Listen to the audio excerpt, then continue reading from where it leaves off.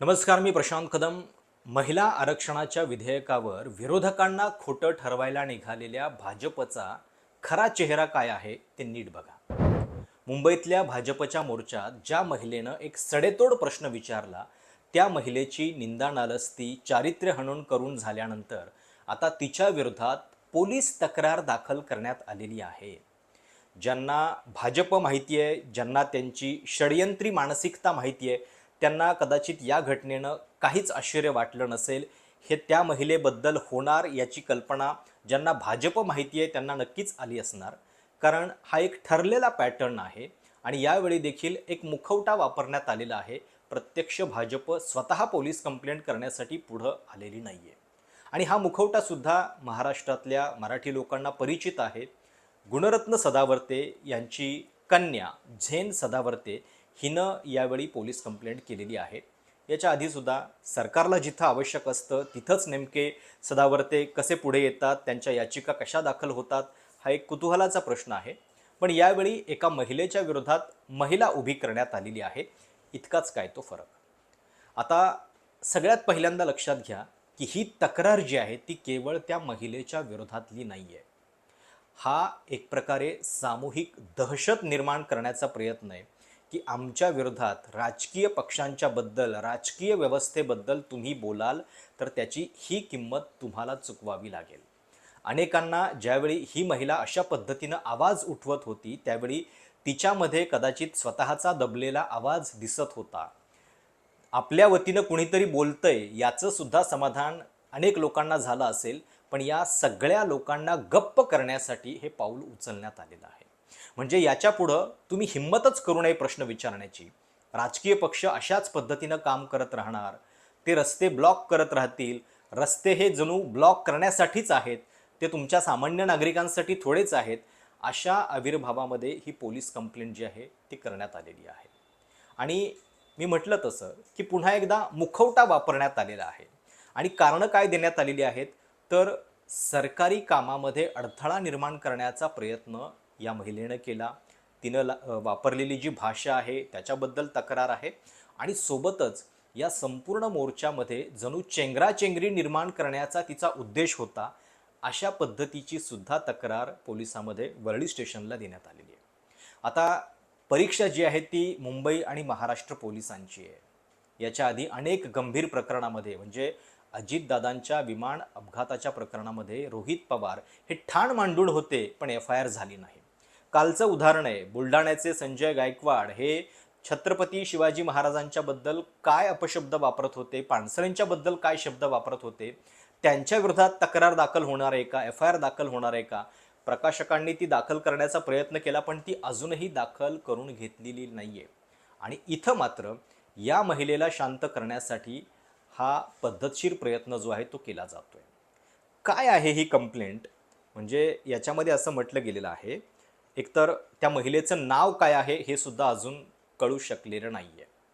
माध्यमांच्या मध्ये मिस गरेवाल हे जे नाव आहे ते या वाहनाच्या रजिस्ट्रेशनवरून शोधण्यात आलेलं नाव आहे. मर्सिडीज गाडी होती या महिलेची आणि त्याच्यावरनं हे नाव जे आहे ते असावं असा अंदाज लावला जातोय. ज्या अर्थी ही महिला अजूनही समोर आलेली नाहीये, याचा अर्थ तिला माध्यमांच्या प्रसिद्धीचा सोस नाहीये. ती ज्या वर्गातून येते कदाचित तिथं तिला या सगळ्याची गरज भासत नसावी. पण मुळामध्ये अशा पद्धतीनं एखाद्या महिलेनं आवाज उठवल्यानंतर तिच्याच विरोधात म्हणजे ज्या पद्धतीनं हे सगळं षडयंत्र रचलं, चारित्र्यहनन झालं. ही महिला म्हणजे बिग बॉसमधली एक स्पर्धक कोणीतरी पूजा मिश्रा आहे. तिच्याबद्दल अतिशय घाणेरड्या वाईट शब्दामध्ये BJP, IT सेल आणि अनेकदा तर मुख्यमंत्र्यांचे काही नातेवाईक सुद्धा या सगळ्यामध्ये घाणेरडी भाषा वापरताना आपल्याला पाहायला मिळत आहेत.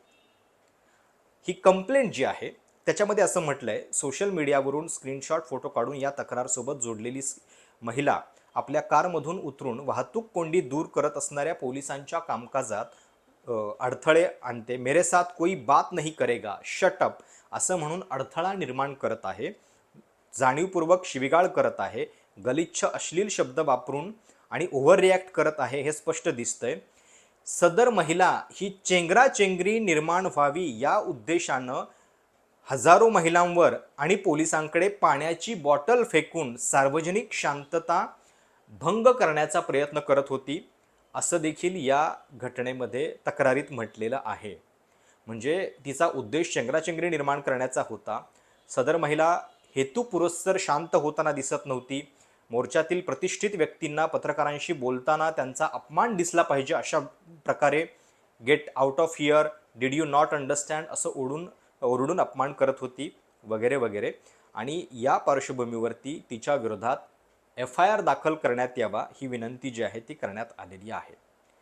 झेन सदावर्तेंची मुलगी 18 वर्षांची आहे आणि भारतीय न्याय संहितेच्या कलम 221, 132, 352 याप्रमाणे शासकीय कामात अडथळा आणणं, सार्वजनिक शांततेचा भंग करणं आणि चेंगराचेंगरी घडवण्याचा उद्देश, म्हणजे ज्याला कुणाला ही कलम सुचली असतील, हा उद्देश सुचला असेल, त्यांच्या षडयंत्री बुद्धीला खरं तर सलाम करावा अशा पद्धतीची ही सगळी गोष्ट आहे. ये देखिए, आज जो 2 दिन पहले डीलिमिटेशन के ऊपर जो वुमेन्स बिल है, एक प्रोटेस्ट हो रहा था और तभी एक जो पुलिस ऑफिसर्स वहां पे काम कर रहे थे, who were working relentlessly for the people, एक महिला आती है, एंटाइटल्ड महिला आती है, मर्सिडीज से उतरती है और जाके क्या कहती है, you to the police officers, who are you madam to come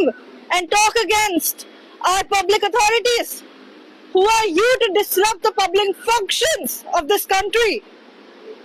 I am a law student, I am Zen Sadavarte, I am just a citizen of this country who is against this.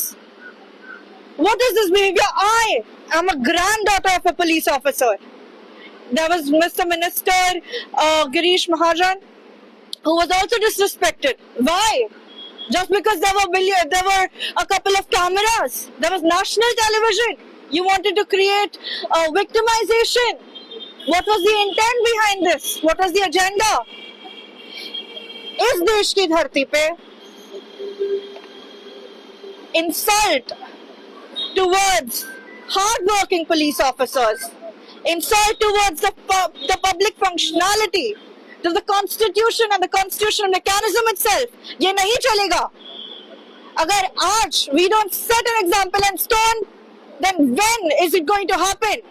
Some entitled lady, some entitled madam can't come out of a Mercedes and expect the people to be okay with her cursing out.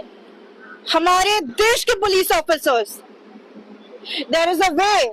If she felt कि कोई inconveniences है, if she felt कोई traffic jam है, she can't aggressively come threaten the police officers. तो यहीं पे आज वाली police station में I went to the senior police officer and I have filed a complaint. I have requested to lodge an FIR.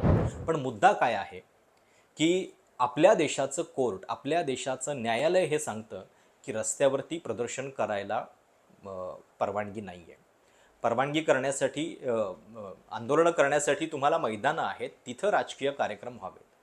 एरवीसुद्धा जे लोक अशा पद्धतीचे मोर्चे काढतात, आंदोलन काढण्याची ज्यांना गरज असते, त्यांना विचारून बघा की त्यांना या पोलीस परवानग्या किती मुश्किलीनं मिळतात आणि कुठे मिळतात. पण भाजपला मात्र ज्या क्षणी संसदेमध्ये हे विधेयक फेल झालं, त्याच्यानंतर पुढच्या 2-3 दिवसामध्ये लगेचच या आंदोलनासाठी परवानगी मिळाली आणि ती देखील रस्त्यावरती. सोबत अजून एक गोष्ट बघा, या महिलेचं चारित्र्यहनन करण्यासाठी लोक काय काय पातळीवरती गेलेले आहेत. म्हणजे ही भाषा जर वापरली जात असेल तर त्याला नेमकं काय म्हणायचं. हे एक अकाउंट आहे, सगळ्यांची नावं मी घेत नाहीत कारण हे अदखलपात्र व्यक्ती असतात, फक्त त्यांची विकृती लक्षात यावी म्हणून हे वाचावं लागतंय. काल महायुतीच्या मोर्चात ही बाई खूप जोरजोरात इंग्लिशमध्ये बोलत होती, गिरीश महाजनांना काहीही बोलली होती. खरं तर ही बाई पहिलेच इंस्टाग्राम फॉलोअर्स मिळवण्यासाठी नंगी झालेली आहे. नाव पूजा मिश्रा कंसात परप्रांतीय, तिच्या इंस्टाग्राम अकाउंटची लिंक कमेंटमध्ये. अजून एक आहे अकाउंट, त्याच्यातनं म्हणतायत ही तर गोव्याची धंदेवाली निघाली, सगळ्या चमच्यांचा आदर्श असल्या चिनालच का बरं. इतक्या वाईट शब्दामध्ये एखाद्या महिलेबद्दल हे लोक बोलू शकतात.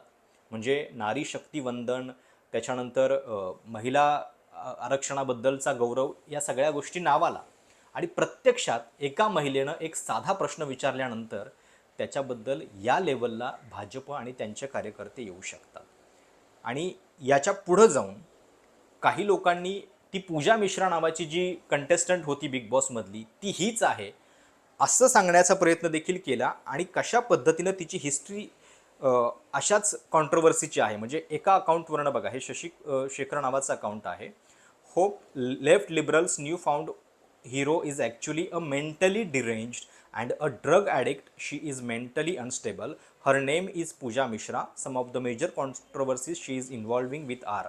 असं म्हणून तिच्या काही वादग्रस्त आजवरच्या पूजा मिश्राच्या गोष्टी ज्या आहेत त्या सांगण्यात आलेल्या आहेत. प्रत्यक्षात काय आहे, ही महिला म्हणजे पूजा मिश्रा नव्हे हे आता सिद्ध झालेलं आहे. त्याच्याबद्दलच्या काही फॅक्ट चेकसुद्धा माध्यमांनी केलेलं आहे. पण या लेवलपर्यंत हे लोक जे आहेत ते येऊ लागलेले आहेत. गिरीश महाजन माध्यमांना प्रतिक्रिया देताना असं म्हणतायत की रोड तो ब्लॉक होगा ही, म्हणजे अशा पद्धतीनं मोर्चे काढताना जुनी ही गोष्ट होणारच हे त्यांनी गृहीत धरलेलं आहे. आणि तासभर नव्हे, केवळ 15 ते 20च मिनिटे रस्ता ब्लॉक झाला होता असं त्यांचं म्हणणं आहे. म्हणजे मुळात परवानगी आपण कुठल्या मोर्चासाठी मिळवली होती, रस्त्यावरच्या मिळवली होती का हे विसरून त्याच्याऐवजी अशा पद्धतीनं समर्थन करण्याचा प्रयत्न जो आहे तो देखील गिरीश महाजन या ठिकाणी करतायत. मुंबईचे पोलीस आयुक्त हे सुद्धा या ठिकाणी सांगतायत की एक तासभर ट्रॅफिक जॅम जे आहे ते झालेलं नव्हतं, केवळ 15 ते 20 मिनिटासाठी झालेलं होतं. अर्थात त्याही दृष्टीने ते चुकीचं आहे आणि या सगळ्याची आम्ही पुढे चौकशी आणि हे करतोय म्हणून. पण प्रत्यक्षात या महिलेला अशा पद्धतीनं शांत करण्याचा प्रयत्न जो आहे तो करण्यात आलेला आहे. मैं गलत नहीं कहूँगा, कल महिलाओं का जन आक्रोश मोर्चा था. महिला बिल पास न होने के कारण कांग्रेस के खिलाफ महिलाओं ने इसका आयोजन किया था और हज़ारों की संख्या में हमारी बहनें महिला उस मोर्चा में शामिल भी थी. लेकिन देखा रोड पे जब हम चलते हैं, मोर्चा कहाँ से कहाँ हमको वर्ली तक लाना था, तो रोड तो ब्लॉक होगा ही. थोड़ी तकलीफ तो होती है अभी हर आंदोलन में. अभी आप इतने बड़े बड़े आंदोलन हैं, कितने कितने दिन के आंदोलन चले, पूरे हाईवे जाम हो जाते हैं, लोगों को 2-2-3 दिन रुकना पड़ता है. तो सारी बातें गलत है, मैं ये नहीं कहूँगा उसका समर्थन करूँगा. लेकिन अभी थोड़ी देर के लिए लोगों को तकलीफ हुई, ट्रैफिक भी जाम हुई, ये बात सही है. लेकिन इसका मतलब इतनी असंसदीय भाषा में आप बोलोगे, वहाँ के इतना किसी को भी कुछ भी बोलोगे. मुझे बोला तो ठीक है, लेकिन पुलिस के बारे में भी बहुत गलत टिप्पणी उन्होंने वहाँ पर की.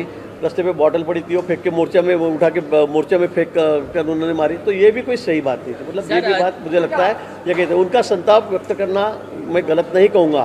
उनको देरी हो गई, परेशानी हो गई, उनको कहीं स्कूल में जाना था, मैं बिल्कुल ये बात को मानता हूँ.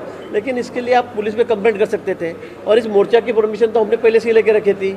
हर जाओ, जहाँ भी हो, कोई भी पार्टी का मोर्चा हो, कोई भी संस्था, कोई किसी का भी मोर्चा हो, तो उसकी परमिशन तो ली जाती है. हमने भी कल की परमिशन ली थी, रूट भी हमने दिया था, उस रूट से हम जा रहे थे. लेकिन वहाँ ट्रैफिक जाम होने से या एक साइड बंद होने से उनको परेशानी हुई, ये मैं मानता हूँ. लेकिन परेशानी या जो गुस्सा जो उन्होंने वहाँ पे व्यक्त किया, तो उसका भी कोई तरीका होता है. मुझे लगता है बहुत गलत भाषा में उन्होंने टिप्पणी की. फिर भी हमने कहा है कि मैंने उनको समझाया कि 10 मिनट में हम लोग क्लियर कर देंगे रास्ता, और अगले टाइम हम ध्यान रखेंगे. मैंने ऐसे भी उनसे कहा, मैंने तो सॉरी भी कहा कि 10 मिनट दीजिए, हम लोग क्लियर कर देंगे. लेकिन उन्होंने बहुत, मुझे लगता है, गुस्से में होती. नेचुरली है, मैं ये भी नहीं कहूँगा. लेकिन जो बयान उन्होंने किया है वहाँ पे, जो भाषा का उपयोग किया है, वो मुझे लगता है गलत. आणि हे सगळं जे नागरिक गप्प बसून आहेत, ज्यांना असं वाटतं की हे तर होत राहणार, हे चालत राहणार, सरकार आहे म्हटल्यानंतर त्यांची दादागिरी खपवून घेण्याची ज्यांची मानसिकता आहे, त्यांच्या जोरावरती हे चाललेलं आहे. एका महिलेला तिच्या एका प्रश्न, म्हणजे तिची भाषा भलेही चुकली असेल, पण तिचा जो संताप होता, आपल्या मुलाला शाळेतून शोधण्यासाठी ही महिला निघालेली असताना रस्त्यावरती हे ट्रॅफिक होतं, ज्याच्यावरनं खरं तर तिनं हा प्रश्न विचारलेला होता. आणि मी म्हटलं तसं की तिचा मुद्दा होता की तुम्ही जे काही करायचे, मोर्चा आंदोलन मैदानावरती करा, शेजारी जांभोरी मैदान होतं, तिथं न करता सामान्यांना त्रास का, हा तिचा प्रश्न होता. पण त्याच्याऐवजी तिच्या वाट्याला काय आलेलं आहे तर हे चारित्र्यहनन आणि अशा पद्धतीची बदनामी. अर्थात हेच BJPचं खरं कॅरेक्टर आहे. आणि या सगळ्या प्रकरणामध्ये म्हणजे मुद्दा काय आहे, महिला आरक्षणाचा आहे. महिलांना न्याय देतो हे सांगताना एका महिलेसाठी म्हणजे ती समोर आल्यानंतर तिच्या विरोधात कशा पद्धतीनं सगळी यंत्रणा राबते हेच उलट या उदाहरणामधून दिसतं. तुम्हाला या सगळ्या प्रकाराबद्दल नेमकं काय वाटतं आणि या महिलेच्या विरोधात झालेली तक्रार योग्य आहे का? तुमच्या प्रतिक्रिया कमेंट्समध्ये नक्की कळवा. चॅनल सबस्क्राईब करायला विसरू नका. धन्यवाद.